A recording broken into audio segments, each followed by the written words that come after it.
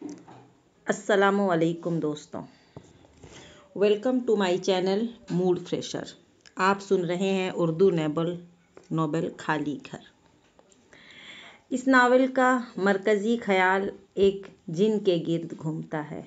आपने भूत, प्रेत, चुड़ैल, डाइन, पिच्छल पाई के बारे में बेशुमार किस्से सुने होंगे, लेकिन उनके वजूद के सिलसिले में कोई बात वसूख से नहीं कही जा सकती, जबकि जिन्नात के बारे में यकीन से कहा जा सकता है, क्योंकि उनका वजूद कुरान और सुन्नत से साबित है। फरिश्तों और इंसानों की तरह जिन्नात भी अल्लाह की मखलूक है। उनमें मुस्लिम भी होते हैं और गैर मुस्लिम भी, अच्छे भी होते हैं और बुरे भी, मोहब्बत करने वाले भी और नफरत करने वाले भी, शरारती भी और शरीफ भी। उनका रिस्क इंसानों से मुख्तलिफ होता है। कहा जाता है कि हड्डियां बड़े शौक से खाते हैं।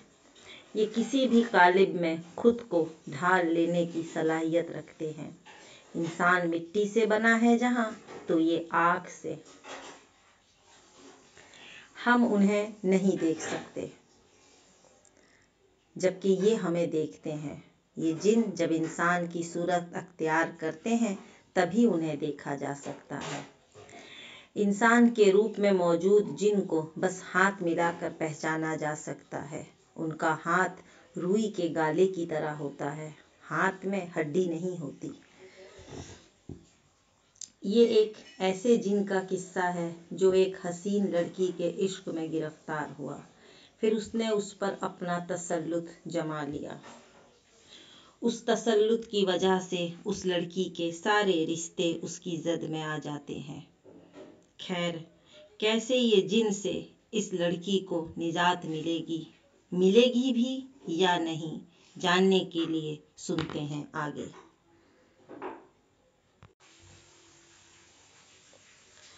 अभी नीलम के डूबने के बारे में कयास आराई हो रही थी कि अचानक किसी ने कहा, नीलम हट में बैठी है। ये खबर सुनाने वाली राशिदा थी। वो बाथरूम जाने के लिए हट में आई थी कि उसकी नज़र नीलम पर पड़ी।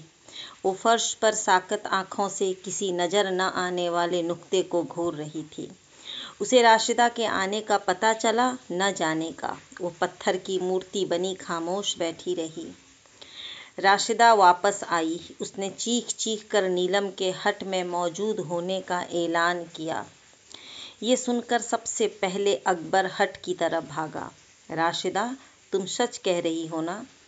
ये कैसे हो सकता है? बाबर ने हैरत से कहा और तकरीबन दौड़ते हुए हट की तरफ चला। नीलम के साथ सब मुमकिन है, मामू फुरकान ने गहरा सांस लेकर कहा। वो भी तेज कदमों से हट की तरफ चले।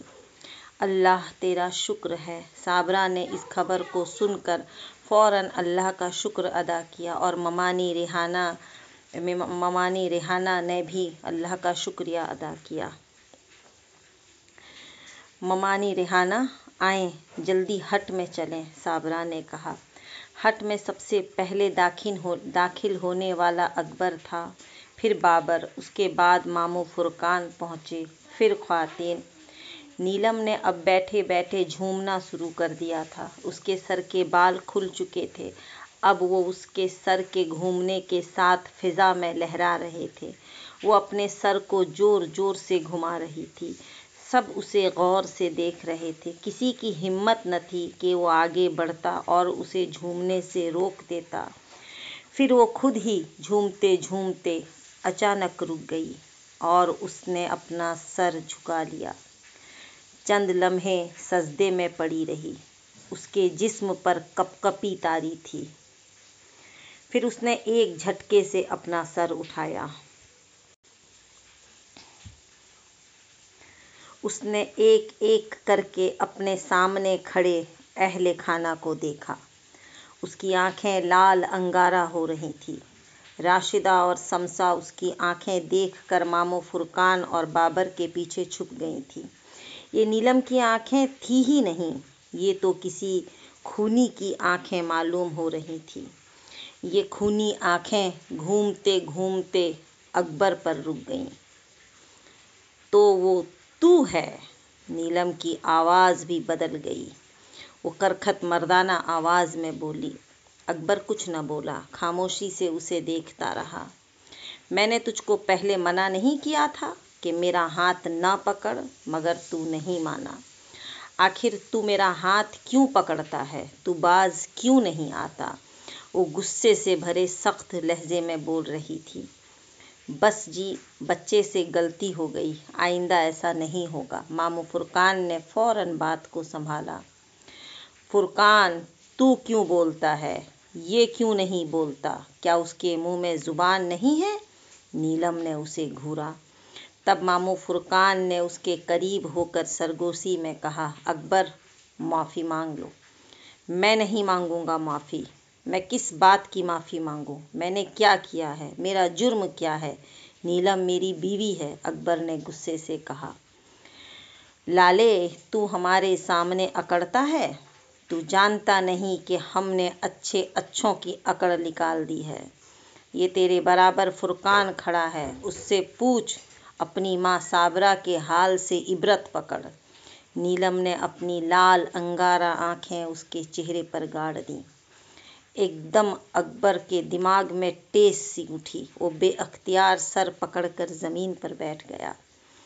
जो हमें नहीं मानता, हम उससे मनवा लेते हैं। तुझे फौरन माफ़ी मांगना होगी और आइंदा के लिए तौबा करना होगी। याद रख, हम बहुत ज़बरदस्त हैं।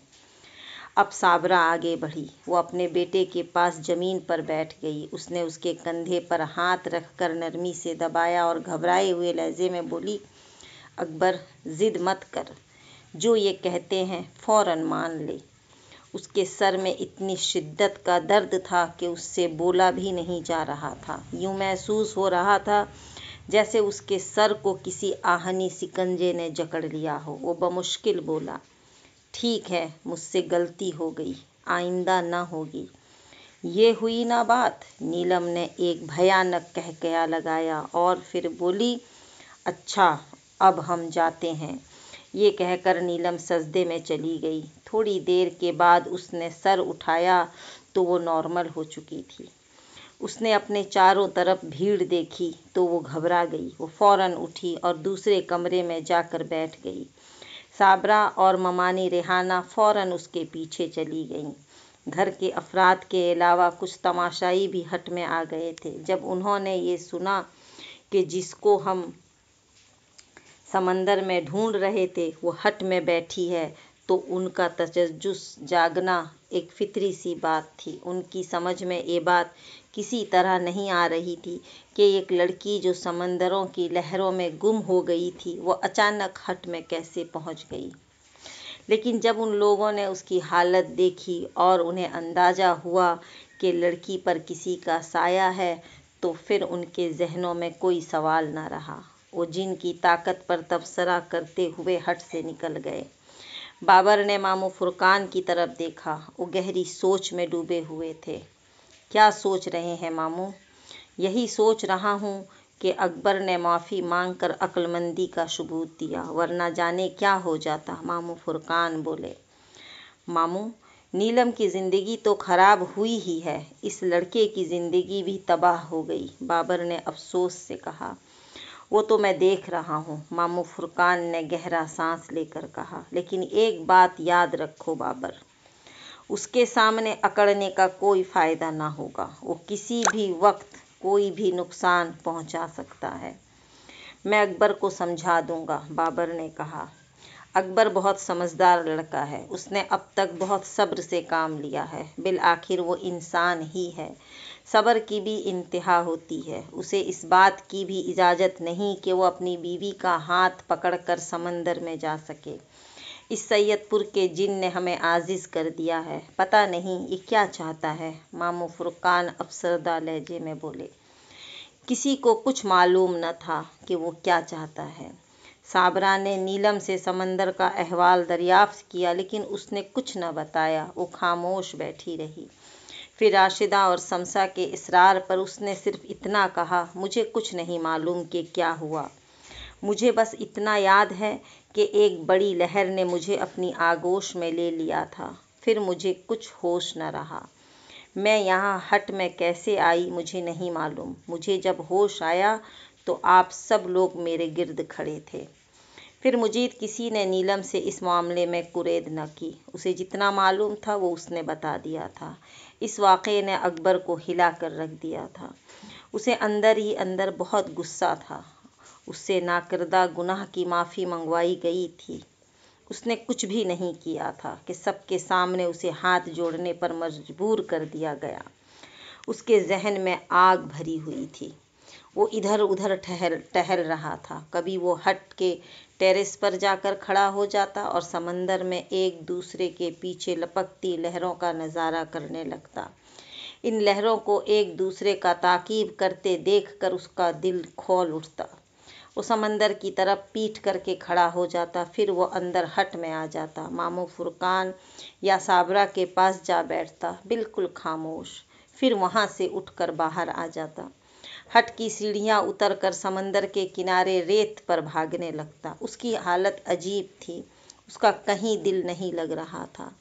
घबराहट उस पर तारी थी। उस पर गुस्सा सवार था। जब भी उसे माफ़ी मांगने का ख्याल आता, उसके हलक में कड़वाहट घुल जाती। उसे अपनी बेबसी का एहसास होता और जैसे जैसे उसे अपनी बेबसी का एहसास होता, वैसे वैसे उस पर घबराहट तारी होने लगती। उसे मामू फुरकान पर भी गुस्सा था।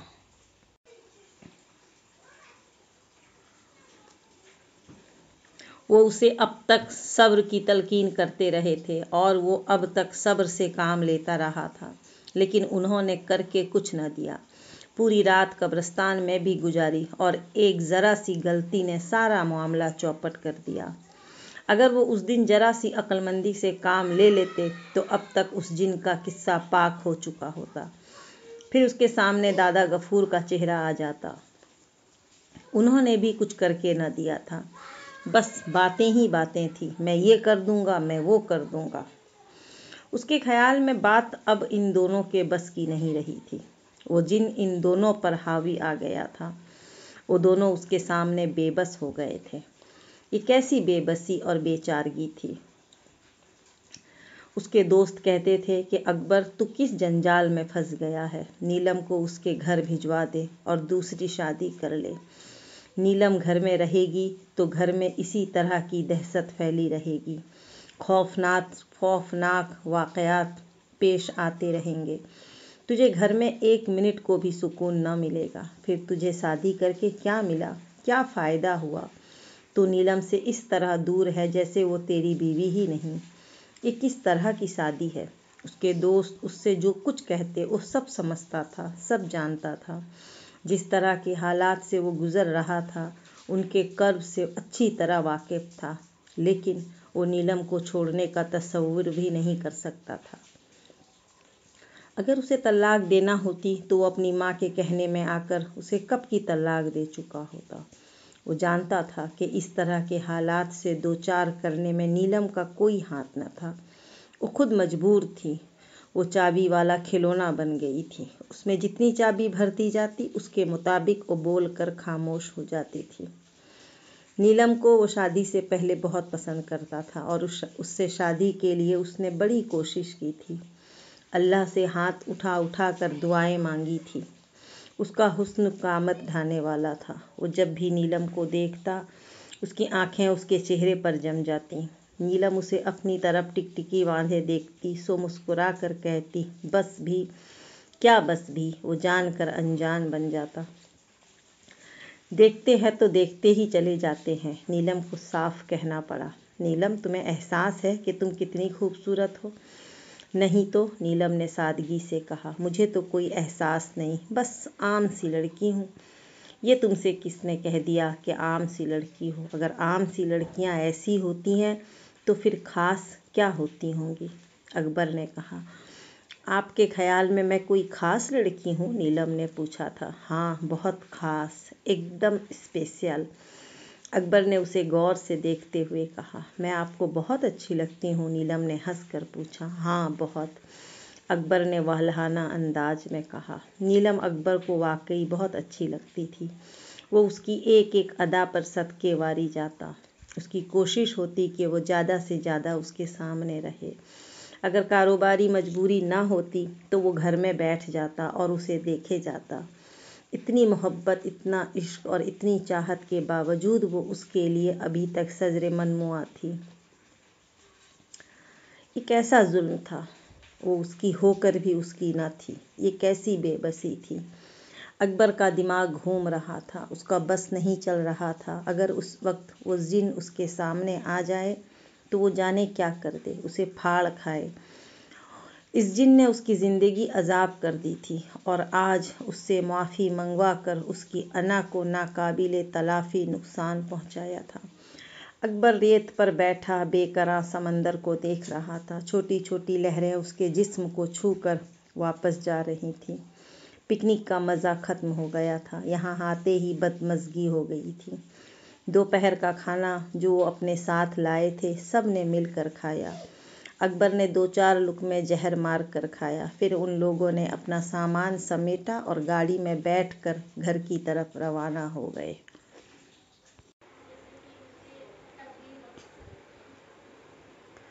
गाड़ी में भी अकबर सर झुकाए खामोश बैठा रहा। इस तौहीन का असर उसके जहन से जायल ही नहीं हो रहा था। तब मामू फुरकान उठकर उसके पास चले गए। उसके बराबर वाली सीट खाली थी। मामू फुरकान को अपने नज़दीक पाकर उसने एक मर्तबा खाली खाली नज़रों से उन्हें देखा और फिर अपने ख्यालों में गुम हो गया। मामू फुरकान ने उसके कंधे पर हाथ रखकर अपने करीब कर लिया। फिर उन्होंने उसकी ठोड़ी पकड़कर उसका चेहरा अपनी तरफ किया तो उन्होंने देखा कि उसकी पलकों पर आंसू लरज रहे थे। उसकी आंखों में आंसू देखकर मामू फुरकान का दिल कट गया। रोता क्यों है पगले? मामू फुरकान ने खुद अपने आंसू पीते हुए कहा। मामू फुरकान, मैं क्या करूं? आप देख रहे हैं मेरे साथ क्या हो रहा है। अकबर ने अपनी आंसू भरी आंखों से मामू फुरकान को देखा। मैं तेरे दुख को अच्छी तरह समझता हूँ, लेकिन रोने से काम ना बनेगा। मैं कहाँ रो रहा हूँ? अकबर ने अपने हाथ की पुश्त से आंसू साफ करते हुए कहा।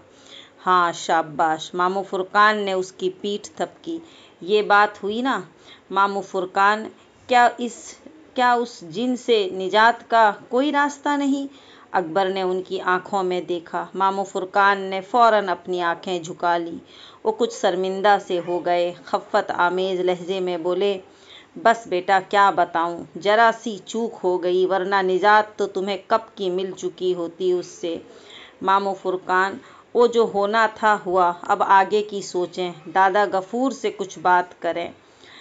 अच्छा बेटा, मैं उनके पास जाऊंगा, मैं उनसे बात करूंगा, लेकिन तुम्हारे लिए मेरा मशवरा ये है कि नीलम से दूर रहना। मुझे डर है वो कहीं तुम्हें नुकसान न पहुंचा दे, मामू फुरकान ने कहा।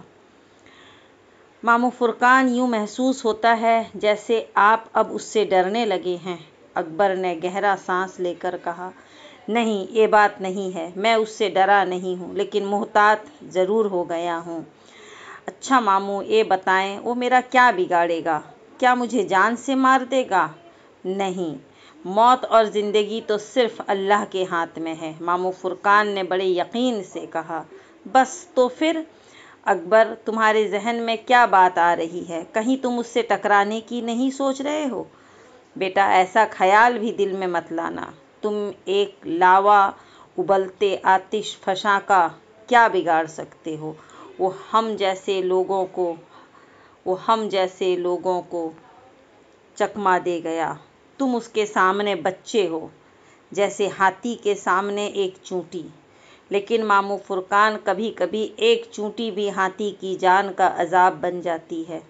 ऐसा कभी इत्तेफाक से होता है। क्या पता ये इत्तेफाक मेरे साथ ही पेश आ जाए। तुम क्या सोच रहे हो? तुम क्या करना चाहते हो? अभी तो मुझे कुछ अंदाज़ा नहीं कि मैं क्या करना चाहता हूँ, लेकिन अब मुझसे सब्र नहीं होता। मुझे गुस्सा आने लगा है। मैं कुछ न कुछ करूँगा।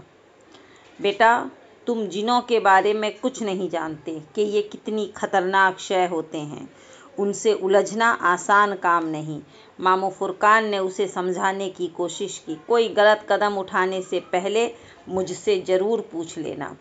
बाबर अली पिछली सीट पर बैठा इन दोनों की बातें बड़े गौर से सुन रहा था। उनकी गुफ्तगू में उसने अब तक कोई मदाखलत न की थी, लेकिन अकबर के अज़ायम जानकर वो चुप न रह सका। उसे अपने बेटे की ज़हनी कैफियत का अच्छी तरह अंदाज़ा था। वो बेताबी की इंतहा पर पहुंचा हुआ था। अब उसका कुछ न कुछ तो रद्द अमल होना था, लेकिन बाबर जानता था कि ये मसला ऐसा था कि अकबर का उसमें हाथ डालना सोलों से खेलने के मुतारिफ था। उसने अकबर के कंधे पर हाथ रखकर फौरन कहा, बेटे, मामू ठीक कह रहे हैं, तुम परेशान क्यों होते हो, हम मौजूद हैं। हाँ अब्बू, मैं जानता हूँ। ये कहकर अकबर ने खामोशी अख्तियार कर ली। गहरी खामोशी। इस गहरी खामोशी में बड़ा रमज छुपा हुआ था। उसने अपने तौर पर तय कर लिया था कि अब वो खुद कुछ करेगा। मामू फुरकान और दादा गफूर से उसने जो तवक्कात वास्ता कर ली थी, वो पानी पर लकीर साबित हुई थी। वो नहीं चाहता था कि अपने इरादों को जाहिर करे, इसलिए उसने मुकम्मल सुकूत अख्तियार कर लिया। पिकनिक से वापसी पर सब पर गहरी खामोशी तारी थी। जितना शोर शराबा पिकनिक पर जाते हुए था, उतना ही सुकूत वापसी पर तारी था। यूं महसूस हो रहा था जैसे ये लोग पिकनिक से न वापस हुए हों, किसी को दफना कर आ रहे हों। गुलशन पहुंचकर बाबर के घर वाले गाड़ी से उतर गए, जबकि मामू फुरकान अपनी फैमिली के साथ बैठे रहे। बाबर और साबरा ने चाहा भी कि वो लोग चाय वगैरह पी कर जाएं, लेकिन मामू फुरकान राजी न हुए। इस तरह वो पिकनिक वाली गाड़ी में अपने घर अजीजाबाद रवाना हो गए। चाय की सबको तलब हो रही थी। राशिदा ने चाय बनाई। चाय पीकर सब लोग अपने अपने कमरों में आराम की गरज से लेट गए। अकबर टीवी लाउंज में अकेला बैठा आज का अखबार देख रहा था कि टेलीफोन की घंटी बजी। अकबर ने रिसीवर उठाया और बोला, हेलो, मैं वाजिदा बोल रही हूँ। जी खाला, आप कैसी हैं? बेटे, मैं ठीक हूँ। आज सुबह से मैं मुसलसल टेलीफोन करने की कोशिश करती रही हूँ, लेकिन लाइन मिलती ही न थी। कभी एंगेज मिलता और कभी कहीं और लाइन मिल जाती। एक दो बार ऐसा हुआ कि घंटी बजती रही, किसी ने उठाया ही नहीं। अब बड़ी मुश्किल से मिला है। वाजिदा ने अपनी रवादात सुनाई। खाला जान, हम लोग घर पर नहीं थे, समंदर पर पिकनिक मनाने गए हुए थे। पिकनिक का सुनकर वाजिदा को बड़ी खुशी हुई। पिकनिक पर जाने का मतलब था कि घर के हालात पुरसुकून है। पिकनिक पर गए थे? वाजिदा ने खुशी का इजहार किया। कौन कौन गया था? हम लोग थे और मामू फुरकान का घराना। अच्छा, तुम्हारी अम्मी का क्या हाल है? वाजिदा ने पूछा। जी, वो ठीक हैं। नीलम कहाँ है? वो अभी तो यहीं थी, शायद आराम करने की गर्ज से अपने कमरे में चली गई है। मैं बुलाता हूँ। ये कहकर अकबर ने रिसीवर रखा। पलट कर देखा तो साबरा पीछे खड़ी थी। अकबर, किसका फ़ोन है? साबरा ने पूछा। अम्मी खाला का। आप जब तक बात करें, मैं नीलम को बुला कर लाता हूँ। नीलम अपने कमरे में सोने के लिए लेट चुकी थी। अकबर ने वाजिदा के फ़ोन की इत्तला दी तो वो फ़ौरन उठकर भागी। जब वो कमरे में दाखिल हुई तो साबरा वाजिदा को समंदर में पेश आने वाले वाक़यात की तफसील बता रही थी। नीलम को देखकर उसने जल्दी जल्दी अपनी बात ख़त्म की और बोली, लो, नीलम आ गई है, इससे बात कर लो। वाजिदा को जो खुशी उनके पिकनिक पर जाने का सुनकर हुई थी, वो वहाँ पेश आने वाले वाक़यात से हवा हो गई थी। नीलम ने रिसीवर पकड़कर अपने कान से लगाया। बड़े अदब से अपनी माँ को सलाम किया, फिर पूछा, आप कैसी हैं और मेरे अब्बू का क्या हाल है? हम दोनों ठीक हैं और तुम्हें याद करते हैं, वाजिदा ने बड़ी मोहब्बत से कहा। मेरी आंखों में भी आप लोग हर वक्त समाये रहते हैं। नीलम की आंखें भीग गईं। नीलम, तुम्हें देखने को बहुत जी चाहता है, क्या करूं? वाजिदा ने बड़े इश्तियाक से कहा। अम्मी, मेरा भी यही हाल है, मैं खुद यही चाहती हूँ, नीलम ने कहा। नीलम, तुम कुछ दिनों के लिए अकबर को लेकर लाहौर आ जाओ। अगर अकबर को फुर्सत ना हो तो मैं तुम्हारे अब्बू को भेज दूं, तुम्हें जाकर ले आएंगे, वाजिदा ने तजवीज़ पेश की। ठीक है अम्मी, लेकिन इस मामले में दादा गफूर से पूछना होगा, नीलम ने कहा। नीलम, फिर तुम ऐसा करो, जरा साबरा को फ़ोन दो, मैं उनसे बात करती हूँ, वाजिदा बोली। जी अच्छा अम्मी, ये कहकर नीलम ने रिसीवर साबरा की तरफ बढ़ाया। अम्मी आपसे बात करना चाहती हैं। फिर वाजिदा और साबिरा काफ़ी देर तक फ़ोन पर बात करती रहीं। नीलम को बहुत थकन हो रही थी। वो वहाँ से उठकर अपने बेडरूम में आ गई। अभी उसे लेटे हुए चंद मिनट ही हुए थे। उसकी आंखों में नींद उतरी ही थी कि उसे कमरे में वो मशहूर किन खुशबू फैलती हुई महसूस हुई। कमरे में खुशगवार धुआं भरने लगा। वो आ गया था। नीलम की नींद उड़ गई। वो फौरन उठकर बैठ गई। दरवाज़ा खुद ब खुद बंद हो गया था और वो उसके बेड के नज़दीक खड़ा मुस्कुरा रहा था। उसकी मुस्कुराहट में बड़ा सहर था। नीलम उसकी तरफ बेखुदी में देखती रही। कहाँ जाने का प्रोग्राम बन रहा है? कर्ल ने सवाल किया। अम्मी चाहती हैं कि मैं उनके पास लाहौर हो आऊं, नीलम ने सादगी से जवाब दिया। यहाँ हमें अकेला छोड़ जाएंगी? कर्ल ने बड़ी मोहब्बत से सवाल उठाया। चंद दिनों की तो बात है, नीलम ने तसल्ली दी। नहीं नीलम, तुम्हारा वहाँ जाना ठीक नहीं। बड़ी मुश्किल से तो मैंने हालात को साजगार किया है। जिस किस्म की फ़ज़ा साजगार हो गई है, तुम मुझे यहाँ पर छोड़कर जाना चाहती हो? मुझ पर ऐसा जुल्म मत करो। मैं अब तुम्हारी जुदाई किसी कीमत पर बर्दाश्त नहीं कर सकता। नीलम, तुम कान खोल कर सुन लो। तुम्हें चाहे गफूर जाने को कहे या फुरकान, लेकिन तुम कराची से कहीं नहीं जाओगी। इस वक्त तक नहीं जब तक मैं तुमसे जाने को ना कहूँ। तुम ये बात अच्छी तरह जहन में रख लो। कर्ल ने किसी हद तक तहकुमाना लहजा अख्तियार किया। मैं जानती हूँ। नीलम ने उसे देखते हुए असबात में गर्दन हिलाई। जानती हो तो फिर अनजान न बनो। आज की रात हम दोनों के लिए बहुत अहम है। मैं अब चलता हूँ। साबरा इस तरफ आ रही है। तुम लाहौर जाने से साफ इनकार कर दोगी। ये कहकर वो आईने में गायब हो गया। उसके गायब होते ही कमरे का दरवाज़ा खुद ब खुद खुल गया। चंद लम्हों बाद साबरा कमरे में दाखिल हुई। कमरे में ज़बरदस्त खुशबू फैली हुई थी। ये खुशबू आदमी को पागल कर देती थी। साबरा ने कमरे में आकर गहरे गहरे सांस लिए और बोली, बड़ी प्यारी खुशबू है कमरे में। क्या स्प्रे किया था तुमने? जी, मैंने कोई चीज़ स्प्रे नहीं की। नीलम ने साफ गोई से काम लिया। फिर ये खुशबू?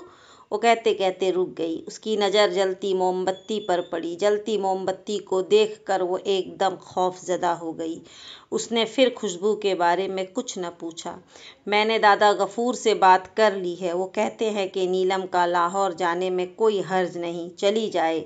कल उन्होंने बाबर को बुलाया है। शायद कोई तावीज़ वगैरह देंगे तुम्हारे लिए, साबरा ने बताया।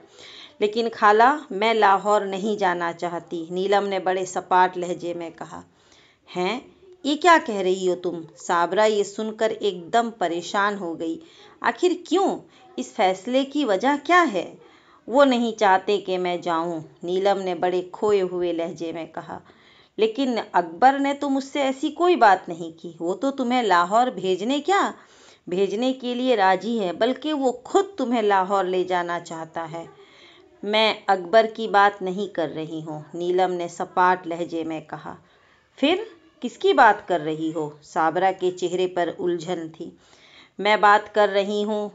नीलम कुछ बताते बताते एकदम खामोश हो गई। उसकी नज़रें आईने पर जमी हुई थी। हाँ नीलम, बोलो, तुम कहते कहते रुक क्यों गई? साबरा ने उसका चेहरा गौर से देखा। सिंगार मेज के आईने की तरफ साबरा की पीठ थी, इसलिए उसे वो नज़र नहीं आ रहा था जो नीलम को नज़र आ रहा था। आईने में कर्ल था और वो हाथ के इशारे से उसे अपने बारे में बताने से मना कर रहा था। नीलम की आंखें बदस्तूर आईने पर जमी हुई थी। साबरा ने इस कदर इन्हमाक से उसे आईने की तरफ देखते हुए पाया तो उसने गर्दन घुमाई। साबरा के गर्दन घुमाते ही कर्ल आईने से गायब हो गया। साबरा को वहाँ कुछ न नजर आया तो वो नीलम की तरफ पलटी और बोली, हाँ नीलम, बताओ, तुम किसकी बात कर रही थी? जी, मैं तो किसी की बात नहीं कर रही थी, नीलम ने बड़ी सफाई से झूठ बोला।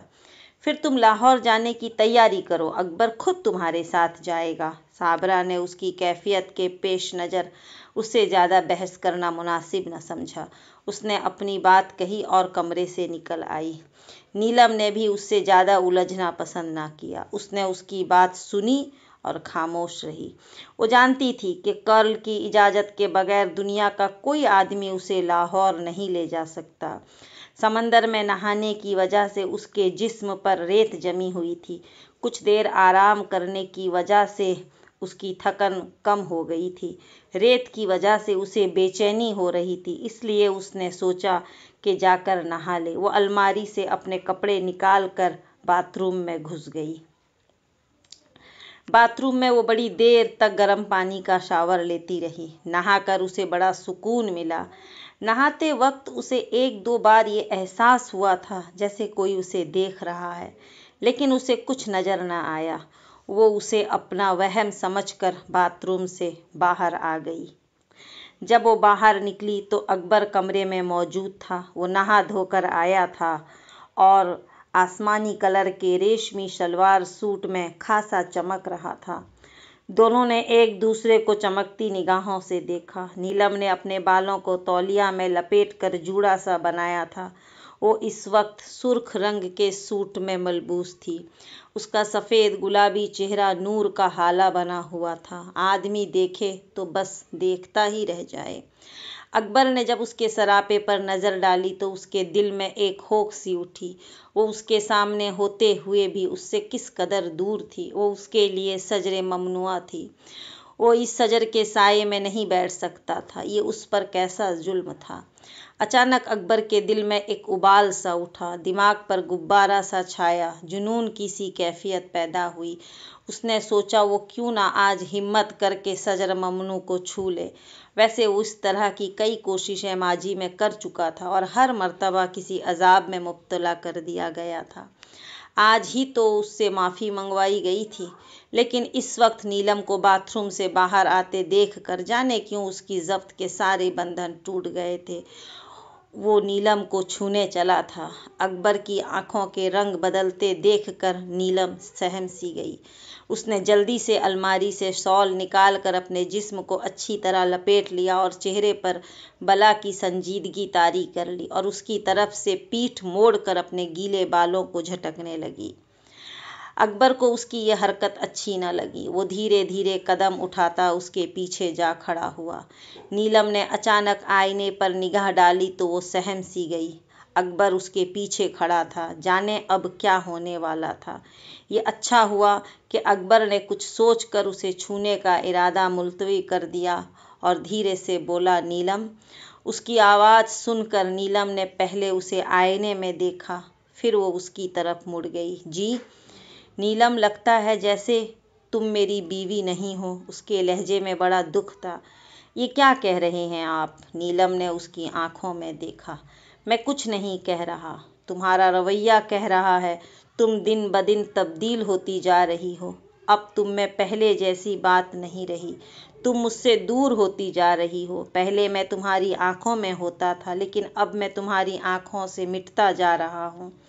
ये महज आपका एहसास है। नीलम ने ऐसे ही बात को टालने के लिए कहा। मैं आपकी हूँ और हमेशा आपकी ही रहूँगी। नीलम, मैं अब तुमसे दूर नहीं रह सकता, अकबर ने तड़प कर कहा। सब कुछ जानते हुए भी आप ऐसी बातें करते हैं। मैं बड़ा डरती हूँ, खुदा ना खास्ता आपको कोई बड़ा नुकसान न पहुँच जाए, नीलम ने घबरा कर कहा। बड़े नुकसान की बात सुनकर अकबर सहम सा गया। वो हर मर्तबा इस तरह की कोशिश के नतीजे में नत नए अजाबों में मुब्तला किया गया था। मामू फुरकान ने बहुत वाज़ेह तौर पर नीलम से दूर रहने की तनबीह की थी और वो इस हिदायत पर अमल भी कर रहा था। वो ये बात अच्छी तरह जानता था कि इस तरह की कोशिश में कभी वो कामयाब न हो सकेगा। कामयाब होने की बस एक ही सूरत थी कि नीलम को उस खबीस से निजात दिलाई जाए, और इस पर काबू पाना इतना आसान न था। दादा गफूर और मामू फुरकान जैसे लोग इस मामले में नाकारा हो चुके थे। उसकी तो बिसात ही क्या थी।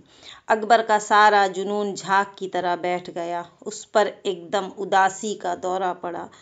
उसने नीलम को बेबसी और हसरत से देखा, फिर वो सर झुकाकर कमरे से निकल गया।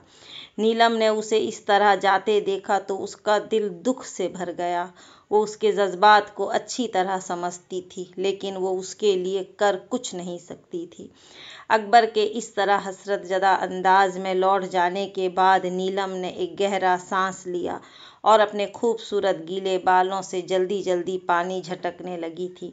शॉल उतारकर उसने बेड पर उछाल दी और अपने सानों पर तौलिया फैलाकर रेशमी खूबसूरत बाल उस पर छोड़ दी, ताकि गीले बालों से कमीज गीली न हो। अचानक उसकी नज़र बेड की चादर पर पड़ी। वो बेड के नीचे से आहिस्ता आहिस्ता बाहर आ रहा था। नीलम उसे देखकर एकदम जमकर खड़ी हो गई और उसे गौर से देखने लगी। उसे देखकर इस मर्तबा नीलम जरा भी खौफ महसूस न करी। ये वही काला बिल्ला था जिसे देखते ही जिस्म में कपकपी दौड़ जाती थी, लेकिन इस वक्त वो बड़े इत्मीनान से उसे देख रही थी। काले बिल्ले ने बेड के नीचे से निकलकर एक जोरदार अंगड़ाई ली और फिर वो नीलम के कदमों में लौटने लगा। काले बिल्ले का सख्त जिस्म उसकी नर्म मुलायम टांगों से रगड़ खा रहा था। उसे गुदगुदी महसूस हो रही थी। वो फौरन बेड पर बैठ गई। तब काले बिल्ले ने अपनी सुर्ख सुर्ख जुबान से उसके गोरे गोरे बेहद खूबसूरत पैरों को चाटना शुरू कर दिया। नीलम ने झुरझुरी सी ली। उसके बदन में आग जैसे लग गई थी। उसने एक कमज़ोर सी कोशिश की अपने पांव उठाने की, लेकिन वो कामयाब न हो सकी। उसकी आंखों में रंग उतरने लगे। एक नशा था जो उस पर छाए चला जा रहा था। फिर अचानक ही कमरे में राशिदा दाखिल हुई। उसके हाथ में चाय की प्याली थी। राशिदा ने अपने सामने जो मंजर देखा उसे देखकर वो कांप उठी। वो काला बिल्ला नीलम के पांव चाट रहा था और नीलम इस बिल्ले को पुरखैफ निगाहों से देख रही थी। राशिदा की आंखों में अंधेरा सा छा गया। टांगें लरज उठी, हाथ कांप उठे। प्याली फिसल कर कालीन पर गिरी और वो एक चीख मारकर उल्टे कदमों वापस भागी। राशिदा की चीख सुनकर नीलम ने अपनी मखफूर नज़रें दरवाजे की तरफ उठाईं। उसने राशिदा को इस कदर हवास बाख्ता होते देखकर उसे आवाज़ दी, राशिदा राशिदा। लेकिन राशिदा भला कहाँ रुकने वाली थी। उसने साबरा के पास पहुंचकर ही दम लिया और जब उसने साबरा को वो सब बताया जो वो देख कर आ रही थी, तो साबरा लरस कर रह गई। राशिदा के कमरे से भागने के बाद काले बिल्ले ने अपनी सुर्ख आंखों से नीलम को देखा और फिर बेड के नीचे घुस गया। चंद लम्हों बाद पूरा घर उसके कमरे में आ गया, लेकिन अब यहाँ कुछ न था। नीलम आईने के सामने खड़ी अपने बालों में ब्रश कर रही थी। हाय नीलम, तुम ठीक तो हो? साबरा ने जल्दी से उससे अपने गले से लगा लिया। हाँ, मैं बिल्कुल ठीक हूँ। नीलम ये बात इस अंदाज से मुस्कुरा कर कही कि फिर कोई और सवाल करने की किसी में हिम्मत न पड़ी। कमरे में अब कोई चीज़ न थी जिसके बारे में सवाल किया जाता। राशिदा ने जो मंजर देखा था उसके बारे में खुद नीलम को कुछ कहना चाहिए था, लेकिन वो चुप थी। उसकी चुप में बड़ी पुरअसरारियत थी। तब उन लोगों ने कयास कर लिया कि राशिदा ने जो कुछ देखा था वो उसकी नज़र का फरेब था। ये कोई न जान सका कि ये फरेब खुद नीलम ने दिया था। खुद नीलम को अपने आप पर हैरत थी। उसकी काले बिल्ले से रूह फना होती थी। वो उसकी आवाज़ सुन लेती या उसकी मनहूस शक्ल देख लेती तो लरज उठती थी। लेकिन आज जाने क्या हुआ था कि उसके दिल से काले बिल्ले का खौफ अचानक निकल गया था। उसके कदमों में लौटता वो काला बिल्ला उसे अच्छा लगा था। रात को हस्बे मामूल वो साबरा के कमरे में सोई। रात के इस वक्त नीलम के बेडरूम को लॉक कर दिया गया, जो आज भी कर दिया गया था। नीलम बेड के किनारे पर थी। उसके बराबर में साबरा थी और साबरा के उस तरफ राशिदा सो रही थी। इस रात नीलम को नींद नहीं आ रही थी। वो बार बार करवटें बदल रही थी। क्या हुआ नीलम, नींद नहीं आ रही क्या? क्या हुआ नीलम, नींद नहीं आ रही क्या? साबरा ने उसे करवटें बदलते देखकर पूछा। जी, नीलम ने मुख्तसर सा जवाब दिया। नींद की गोली दे दूं? साबरा ने कहा। नहीं, नींद की गोली खाकर मेरी तबीयत अजीब सी हो जाती है, नीलम ने कहा। मैं सो जाऊंगी, आखिर कब तक नींद नहीं आएगी, आप सो जाएं। फिर साबरा को नींद आ गई। राशिदा पहले ही सो चुकी थी। नीलम को अभी तक नींद नहीं आई थी। सामने दीवार गिर घड़ी में 11:30 बज चुके थे। नीलम को नींद नहीं आ रही थी। दूसरे बार बार दिमाग में एक ख्याल आ रहा था कि यहाँ से उठकर उसे अपने बेडरूम में जाना है। इस ख्वाहिश पर उसे खुद हैरत थी। ये ख्याल समंदर की लहरों की तरह उसके दिल के किनारों से टकरा रहा था। ये ख्वाहिश उसके दिल पर सावन भादों की तरह बरस रही थी। कोई उसे बुला रहा था। फिर इस ख्वाहिश ने बिफरे समंदर की शक्ल अख्तियार कर ली। तूफानी मौजें एक के बाद एक पत्थर दिल पर सर पटक रही थी। कोई उसे बुला रहा था। उसके दिमाग में कहीं दूर वो आवाज़ सुनाई दे रही थी, आओ नीलम, आओ, आओ नीलम। फिर उससे रहा न गया। उसका दिल जैसे मचल उठा। वो उठकर बैठ गई। उसने साबरा और राशिदा के चेहरों पर नज़र डाली। वो दोनों बेखबर सो रही थीं। वो बुलावा जो मशहूर किन खुशबू की तरह था, मुसलसल उसकी समात पर शबनमी कतरों की तरह बरस रहा था। कोई उसे आवाज़ दे रहा था, आओ नीलम, आओ नीलम, आओ नीलम। इस बुलावे में इस कदर चाहत थी, किस कदर प्यास थी। वो खड़ी हो गई। एक मर्तबा फिर उसने राशिदा और साबरा के चेहरों पर नज़रें डालीं। कमरे में 0 वाट का नीला बल्ब रोशन था। इस नीली रोशनी में दोनों के चेहरे साफ नज़र आ रहे थे। वो दोनों गहरी नींद में थीं। वो आवाज़, वो खुशबू जैसी आवाज़, मशहूर किन बुलावा मुसलसल उसके दर्द दिल पर दस्तक दे रहा था। आओ नीलम, आओ, आओ नीलम। अब वो किसी सहरज़दा मामूल की तरह चल पड़ी। उसे नहीं मालूम था कि वो कहाँ जा रही है, लेकिन फिर वो दरवाजे के पास जाकर रुकी। दरवाजे से निकलते हुए उसने एक मर्तबा मुड़कर बेड पर नज़र डाली, फिर आहिस्तगी से दरवाज़ा बंद कर दिया। उसका रुख अपने बेडरूम की तरफ था। उसे ये मालूम था कि रात को बेडरूम को लॉक कर दिया जाता है और चाबी कहाँ होती है ये उसे मालूम नहीं था। बेडरूम की तरफ बढ़ते हुए ये ख्याल उसके दिमाग में आया कि बेडरूम तो बंद होगा। इस ख्याल के आने के बावजूद उसके कदम नहीं रुके थे। वो सहरज़दा मामूल की तरह आगे बढ़ती रही। अपने कमरे के दरवाजे पर पहुंचकर उसने हैंडल पर हाथ रखा तो दरवाज़ा फ़ौरन खुल गया। वो खुशगवार हैरत के साथ कमरे में दाखिल हो गई और फिर उसने अंदर जाकर दरवाज़ा बंद कर लिया। फिर सहर हुई। वो सुबह कितनी क़यामत खेज थी। सबसे पहले साबरा की आंख खुली। घर में सबसे पहले वही उठती थी।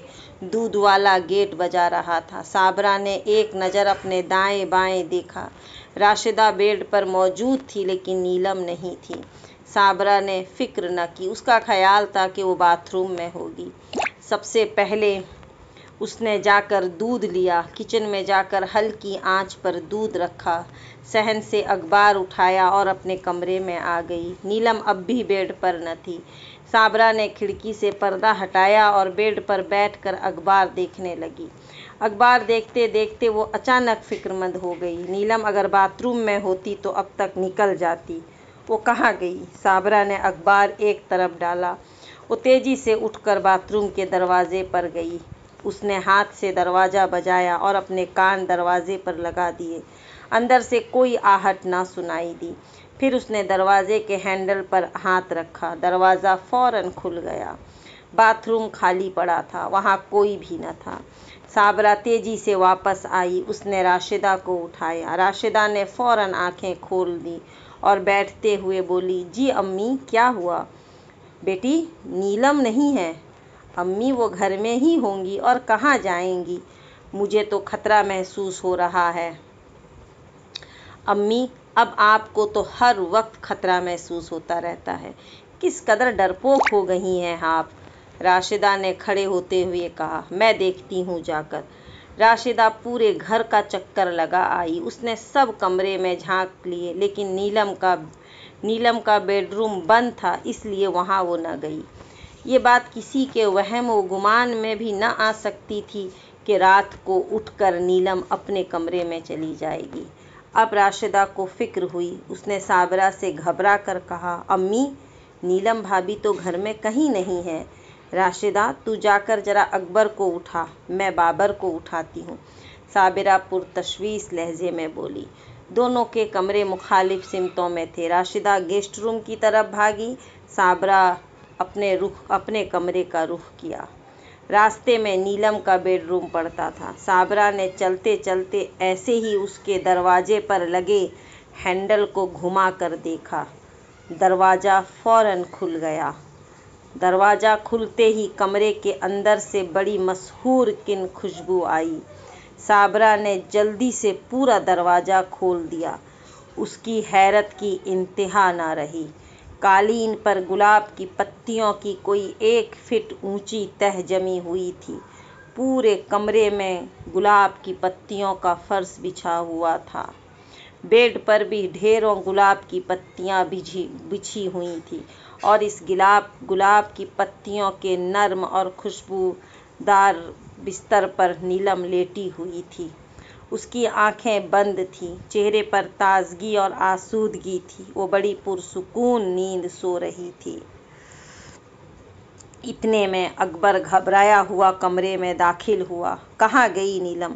फिर बाबर परेशान होता कमरे में आया। साबरा, क्या हुआ?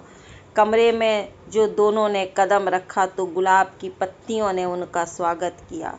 महकता हुआ गुलाब की पत्तियों का दबेज बिस्तर, जलती हुई शमा, होठों पर मुस्कुराहट सजाए सोती हुई नीलम। कितनी कहानियाँ थी जो आप दिल में जन्म ले रही थी, होठों से फिसल रही थी।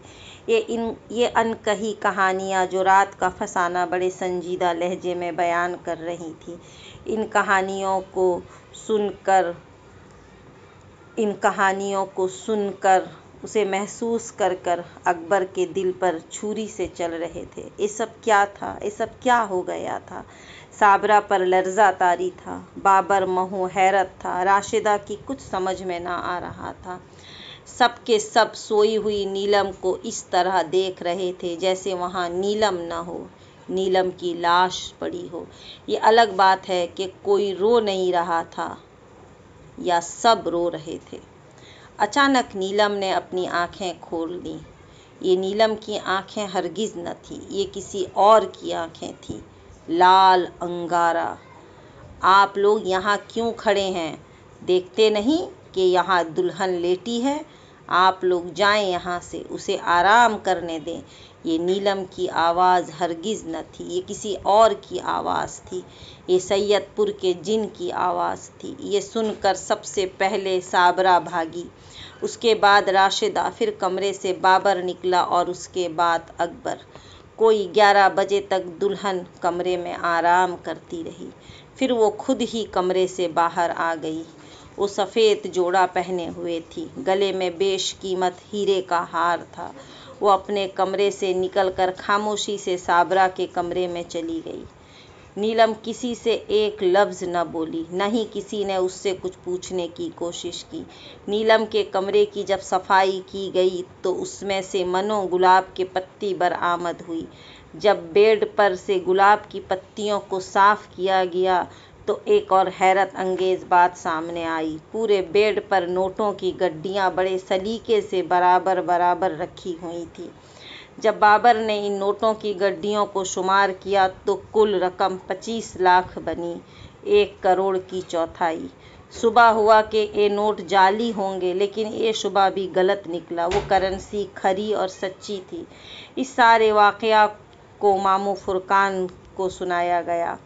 मामू फुरकान दुकान से सीधे गुलशन पहुँचे। अभी वो गेट पार करके घर में दाखिल ही हो रहे थे कि नीलम अंदर से एकदम बिफरी हुई बरामद हुई।